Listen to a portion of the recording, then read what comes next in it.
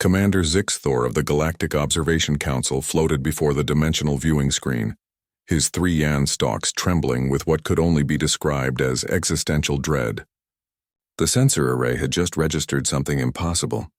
"Run the scan again," he commanded, his translator struggling to convey the quaver in his voice. His subordinate, a crystalline being named Shara, manipulated the controls with her photonic appendages. "Commander, the readings are consistent. Sector 447 through 891. They're just gone." "Gone?" Zixthor's skin flickered from its usual cyan to a distressed purple. "Stars don't just disappear, Shara. We're talking about 44,000 star systems." "The gravitational signatures remain," Shara reported, her facets refracting the dim emergency lighting. "But the electromagnetic spectrum shows nothing. No visible light, no radio waves, no infrared. Complete blackout across a volume of space measuring approximately 12,000 light-years." Zixthor accessed the historical data, his mind racing through 500 years of astronomical records. Nothing in the known universe could extinguish stars on such a scale. Not even the devourer swarms of the Andromeda Wars had managed such devastation, and they had consumed entire galaxies. "Wait," Shara's voice cut through his spiraling thoughts. "I'm detecting movement. The dark zone. It's expanding." "No, not expanding, moving. It's moving with purpose. Show me the trajectory analysis." The screen reconfigured, displaying a 3-dimensional map of the affected region. Zixthor's internal organs performed what humans might call a somersault. The dark zone wasn't random. It formed a pattern, a corridor stretching from one end of the affected space to the other, and it was accelerating toward the galactic core. "Get me the council. Now." Within the hour, representatives from 47 species materialized in the emergency session chamber. The hive queens buzzed anxiously, the methane dukes bubbled in their containment spheres, and even the normally stoic Silicon Collective showed signs of agitation in their crystalline matrices. "This must be a weapon," declared Ambassador Gronthal, his scales rattling with barely contained aggression. "The humans. It has to be them. They've been too quiet since the armistice." Zixthor had feared this accusation.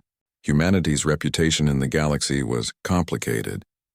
They had entered the galactic stage only 3 centuries ago, and in that brief span, they had gone from primitive chemical rockets to mastering technologies that made elder species uncomfortable. Their war fleet, though mothballed after the border conflicts, remained the most formidable military force in known space. "We should investigate before making accusations," Zixthor cautioned, though his own suspicions aligned with Gronthal's. "Then investigate quickly," hissed the Hive Queen, "because that darkness is heading toward the trade routes. If it reaches the core worlds, trillions will be affected." Zixthor dispatched a priority communication to Earth's embassy station. To his surprise, Ambassador Chen responded within minutes, her holographic form appearing with an expression that seemed almost embarrassed. "Ambassador Chen, we need to discuss the stellar anomaly in Sector 447 through 891. The human ambassador sighed, a gesture Zixthor had learned indicated resignation. "Yes, about that. I apologize for the inconvenience. We should have filed the proper notifications, but the logistics were complicated, and honestly, we didn't think anyone would notice for another few weeks." "Notice? Notice?" Zixthor's skin cycled through several colors that didn't exist in human perception. 44,000 stars have gone dark." "Well, yes," Chen replied, tapping something on her datapad. "We needed to relocate Fleet Group 7. The outer rim stations were becoming untenable with the dark matter currents shifting, so we decided to move everything back toward human space. Captain Williams suggested we use the Dyson protocol to make the journey more efficient." "The Dyson? What? Oh, right. You might know it better as the Stellar Encapsulation System. We wrap Dyson swarms around stars, capture all their energy output, and use that power to move both the star and our installations simultaneously. Zero waste, maximum efficiency. It's basically a fleet relocation and refueling operation combined." Zixthor felt his consciousness flickering at the edges. "You're moving stars?" "Not the stars themselves, obviously. That would be ridiculous," Chen said with a small laugh. "Just our infrastructure, which includes the Dyson swarms that happen to block all the light from those stars. From the outside, it looks like they've gone dark, but really, we're just harvesting 100% of their output for propulsion." 100%, Shara whispered beside him. Complete energy capture. That's theoretically possible, but the engineering requirements... It's really not that complicated, Chen continued, apparently oblivious to the existential crisis she was causing. We learned the technique from an old science fiction writer named Niven. Took us about 60 years to work out the practical applications. The hard part was coordinating 44,000 simultaneous jumps. The logistics officers complained for months. How long? Zixthor managed to ask. Will this darkness persist? Oh, another 3 weeks, maybe 4? Depends on the subspace currents. Once we reach our destination in the Orion Spur, we'll decouple the swarms and set up the new defense perimeter. Everything will light up again, good as new. Better, actually, since we'll have absorbed enough energy to power Earth's economy for the next 1,000 years. The chamber had gone completely silent.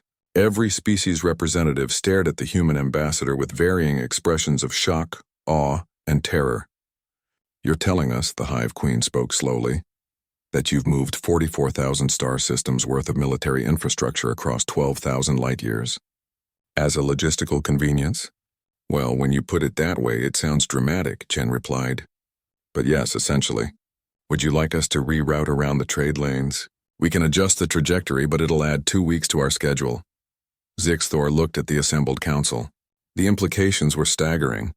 Humanity hadn't built a weapon.